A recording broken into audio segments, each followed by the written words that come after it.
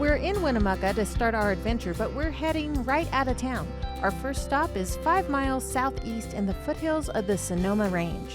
The drive is very pretty and would make a nice excursion by itself, but we've got more in store today.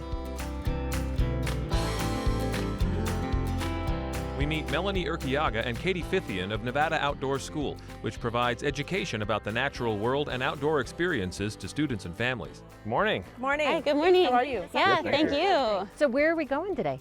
So today we're just going to hike along the interpretive trail. We're going to learn some really interesting stuff along the way. I'm excited to see it. Yeah, this is a beautiful schoolhouse. Yes. These are the kind of lessons I like. That's right. Katie coordinates outdoor ethics programs for the school and instructs students in the Leave No Trace approach to recreation. I typically like to ask, what are some things that you can do to make sure that you're going to be prepared for a hike? Familiarizing yourself with the area that you're going to be going. Bring a map or a compass, first aid kit in case you get hurt. We're going to make sure that we're staying on the trail and we're not going to create any social trails or cause any erosion. I don't know if you guys noticed, but up at the parking lot there are these two tracks that you can see going straight up the hill. Yeah, I saw that. Yeah. So we don't want to be those guys today. Trails are designed a very specific way for a very specific purpose. So when we go and we cut a corner, we're not only causing the little bit of erosion and scarring that we cause, but we're also encouraging other people to follow those trails instead, which kind of just compounds the problem. Is this area good for year-round camping, or is this? Yeah, it's open year-round. Those trees, the water, that's what typically brings people up here to recreate. The next principle of Leave No Trace that I kind of like to talk about is respecting wildlife. So a lot of people get very excited when they see the various types of wildlife. You want to pet it, you want to feed it. Obviously that's a very dangerous situation for both the animal and the person.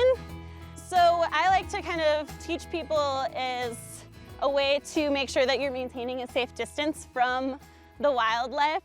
So this is called the rule of thumb. So you're going to take your thumb and you're going to pick out a sagebrush or a rock up on this hill, and you're going to pretend that that sagebrush or rock is a deer. And so you're going to see if you can cover up that deer with your thumb. Now, if you can cover it up with your thumb, that means that you're a safe distance from that deer. But if you can still see that deer past your thumb, it means that you're probably too close and you need to back up and give the animal a little bit more space. And if it's a mountain lion, I'm giving it a whole Yeah, I think that's fair.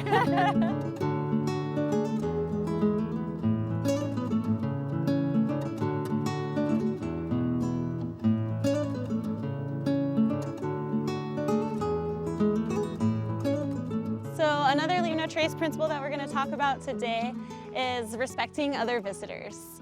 And this one I think of kind of this big umbrella that kind of lays over the rest of the principles. Because really, if you're making sure that you're disposing of your waste properly, you're being careful with fire, and you're respecting the wildlife, leaving things for other people to see, in general, you're respecting the people that are going to come to this area after you.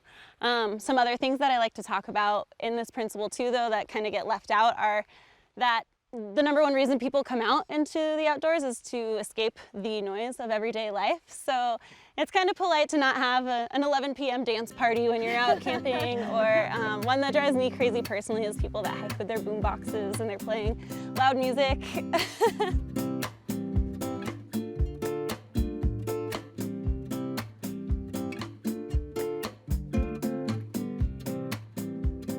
I really think that Leave No Trace lessons, whether it's for children or adults, it has so many applications. Not only backcountry and front country, but even urban parks. Right.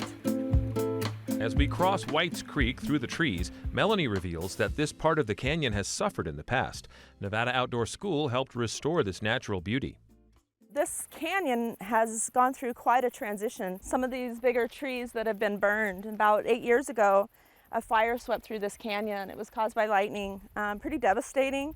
Got very close to town, just about took out a few houses, but Our fire departments were on the ball for sure. How scary. And got it put out in like a hurry. Ooh, well, it sure looks like it's come back in a It has beautiful come way. back, and you see new saplings and seedlings here. After the burn, that was part of our third grade field trip that we bring up here. That was one of the stations, was planting new seedlings. Oh, what a and great starts. idea. Yeah. Oh man, if you can come up and say, that's my tree. Right? I planted that tree. Right? I mean, what better way to What a cool connect thing. to this Yeah. area? The Water Canyon Recreation Area is about 2,000 feet above the town of Winnemucca. There are campgrounds for overnight visitors and picnic spots for day users. The juxtaposition of cottonwoods and aspen trees with the open desert areas make this a year-round attraction that merits repeat visits. So we're coming up to the overlook here. If you look to the right, you'll see Winnemucca Mountain, and that's another popular hike that we do for our community hikes. We'll hike up to the W up there. That would It's be a- fun. I would like to go up there. Yeah. It's a little bit more challenging and a little less shade than we have here. I was going to say, the creek was lovely today, though. Right? Yeah, I will thank you then for taking us through the shady, cooler hike. We're so fortunate to have this location so close to town. Very quickly, you can get up here in the shade, take your dog for a nice walk.